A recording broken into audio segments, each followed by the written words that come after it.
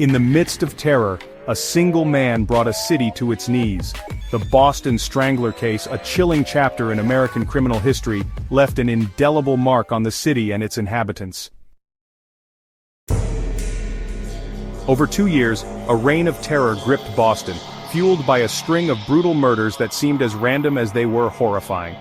Between 1962 and 1964, 13 women were found murdered in their homes, sending shockwaves through the city and beyond. The victims, all women living alone, were found strangled, often with their own stockings or articles of clothing. The lack of a clear motive only intensified the fear that gripped the city. The investigation into the Boston Strangler murders was one of the largest and most complex in the city's history. The police were under immense pressure to catch the killer, and every possible lead was pursued. However, the lack of forensic technology at the time made it difficult to connect the dots. The killer seemed to vanish into thin air after each murder, leaving behind little to no trace. False leads and dead ends plagued the investigation, further fueling public anxiety. Theories abounded, and fear was a constant companion for many Boston residents, particularly women living alone. The city was on edge, and the pressure on law enforcement was immense. Amidst the chaos and uncertainty, a name emerged as the prime suspect, Albert DeSalvo. DeSalvo, a man with a history of petty crime and sexual assault, confessed to the Boston Strangler murders while serving time in prison for unrelated offenses. His confessions were detailed and chilling, and he seemed to possess inside knowledge of the crimes. However, there were also inconsistencies in his accounts, and some questioned whether he was truly the perpetrator. Albert DeSalvo's confessions were detailed, but they often contained discrepancies that raised eyebrows among investigators and experts alike. For instance, he sometimes got the details of the crime scenes wrong, or his descriptions of the victims did not always match the actual evidence. These inconsistencies led some to believe that DeSalvo might have been fabricating parts of his story, possibly to gain notoriety or to protect the real killer, or simply seeking notoriety. Adding to the complexity of the case was the lack of concrete physical evidence linking DeSalvo to the murders. Despite his confessions, the police were never able to find definitive proof that he was the Boston Strangler. The crime scenes were often contaminated, and the forensic technology of the time was not advanced enough to provide clear answers. This lack of physical evidence left a significant gap in the case against DeSalvo, making it difficult for prosecutors to build a solid case. While some forensic evidence suggested a possible connection, it was not conclusive enough to definitively prove his guilt. In recent years, advances in DNA testing have allowed for a re-examination of the evidence. Some DNA samples from the crime scenes have been tested, and while there have been some matches to DeSalvo, these results have not been universally accepted. Critics argue that the samples could have been contaminated, or that the matches are not strong enough to be considered conclusive. This ongoing debate over the forensic evidence has kept the case in the public eye, and has fueled further speculation about DeSalvo's guilt. The debate over DeSalvo's true culpability continues to this day, with experts and armchair detectives alike weighing in on the case. Some believe that DeSalvo's confessions, despite their inconsistencies, are enough to prove his guilt.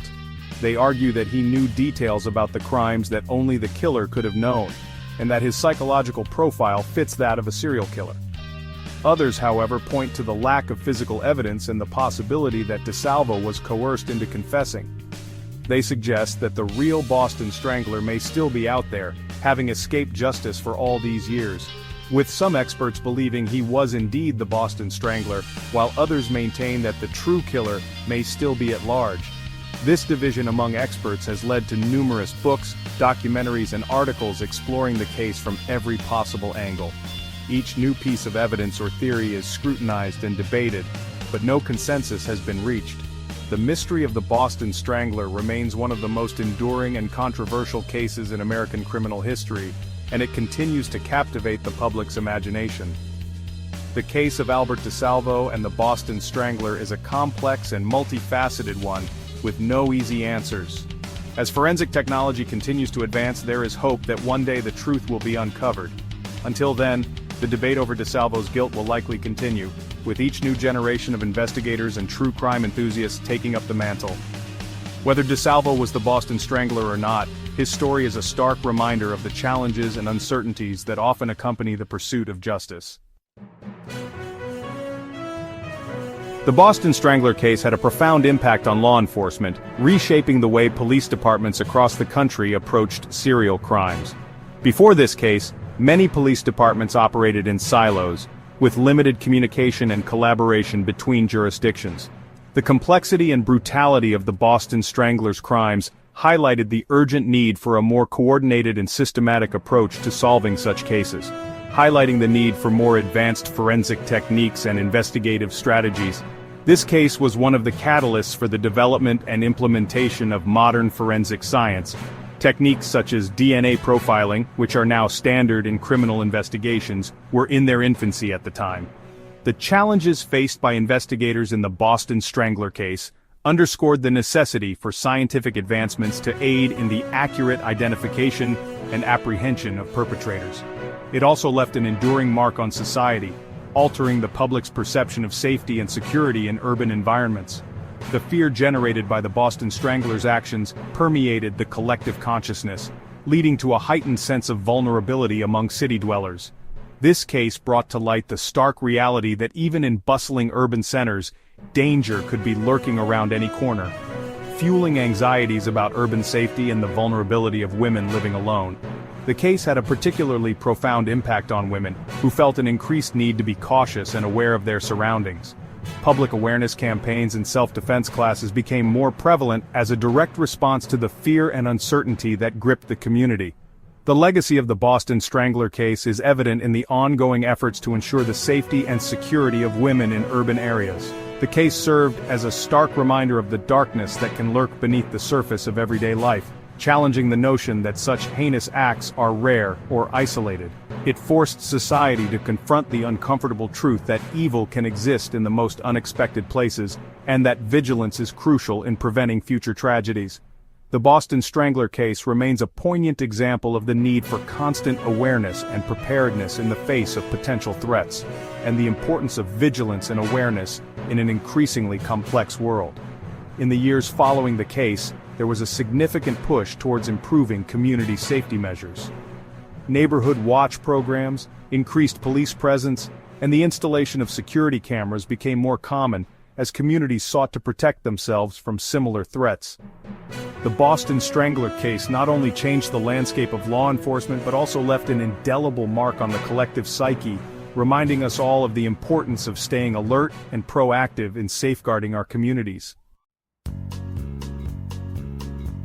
The Boston Strangler case remains one of the most infamous and perplexing unsolved mysteries in American criminal history. The series of brutal murders that took place in the early 1960s left the city of Boston in a state of fear and confusion. Women were targeted in their own homes, a place where they should have felt safest. The sheer brutality and the seemingly random nature of the attacks made it difficult for law enforcement to predict or prevent the next crime. While Albert DeSalvo's confessions provided some answers, the lack of definitive proof and the inconsistencies in his accounts continue to fuel speculation and debate. DeSalvo's detailed descriptions of the crimes and his knowledge of the crime scenes suggested he was involved, but the absence of physical evidence linking him to all the murders left many questions unanswered. Some believe that DeSalvo was a mere opportunist, seeking notoriety by confessing to crimes he did not commit. Others argue that he was indeed the Boston Strangler but that the investigation was mishandled, leading to the loss of crucial evidence. The case serves as a reminder of the complexities of criminal justice, where the pursuit of truth is often fraught with challenges. The investigation into the Boston Strangler highlighted the limitations of forensic science at the time and the difficulties in securing reliable witness testimonies.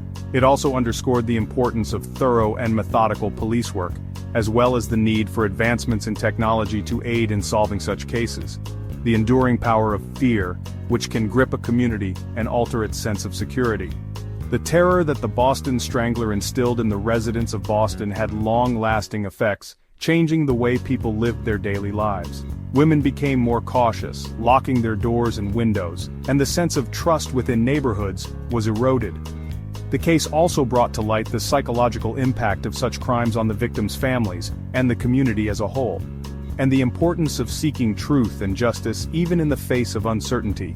The families of the victims deserve closure, and the community deserves to know the truth.